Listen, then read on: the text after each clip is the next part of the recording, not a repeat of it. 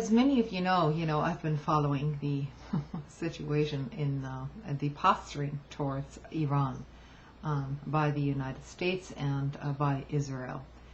And so I believe things are coming to a head, and I do believe that Bush, Cheney, and the neocons will present us with a fait accompli, in other words, a war with Iran before they leave office and hand it over to the next administration or administrator, I might say. So I hope I'm very wrong about this, because if that comes about, it will be a huge, huge disaster. In fact, this situation, if we attack Iran, or if Israel, for that matter, attacks Iran, and they're poised to do so at this very moment, it might very well lead to World War III. And, for most Americans, this is a distant past. Young people can't imagine what what war is like unless they've lived through it, like our veterans. And most people are just, content with their home lives, their families, and they have no idea what might be coming our way. And rest assured, it will not stay in the Mediterranean or in the Middle East.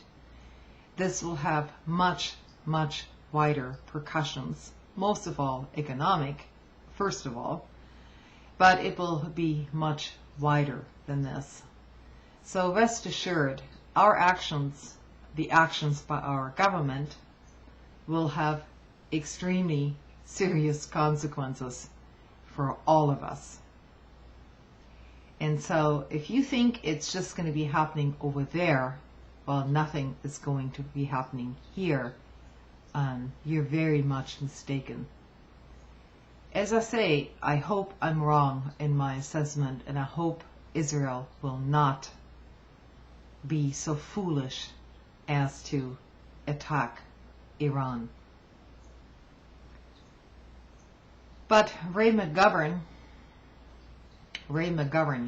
a former CIA analyst and very outspoken from the very beginning against the Iraq War, and who knows a lot about international issues and international intelligence, is now ringing the alarm bells. And he has been basically right in every one of his assessments so far. So his essay is entitled "Bomb Iran, What's to Stop Us?" It's crazy, but it's coming soon from the same folks who brought us Iraq.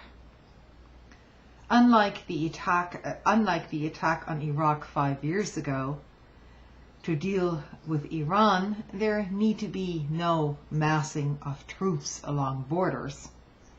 And with the propaganda build-up already well in place and underway, there need to be little, if any, forewarning of shock and awe in the form of air and missile attacks. Except maybe for a few exercises in the Mediterranean. This time it will be largely the Air Force's show, punctuated by missiles and airstrikes by the Navy. Israeli-American agreements have now been reached at the highest level. The armed forces planners, plotters, and the pilots are working out the details. Emerging from a 90-minute White House meeting with President George Bush on June 4th, Israeli Prime Minister Olmert said the two leaders were of one mind. We reached agreement on the need to take care of the Iranian threat. I left with a lot less question marks than I had entered with regarding the means, the timetable restrictions, and American resoluteness to deal with the problem. George Bush understands the severity of the Iranian threat and the need to vanquish it, and intends to act on that matter before the end of his term in the White House. Now, you know what? I don't think it can get any clearer than this. This is basically deja vu. Perhaps I will make a second video reading some more of Ray McGovern's essay, but maybe it won't even be necessary. Because if you don't believe that these threats coming from Israel towards Iran are very, very real and are about to be enacted, I'm not sure what else will convince you.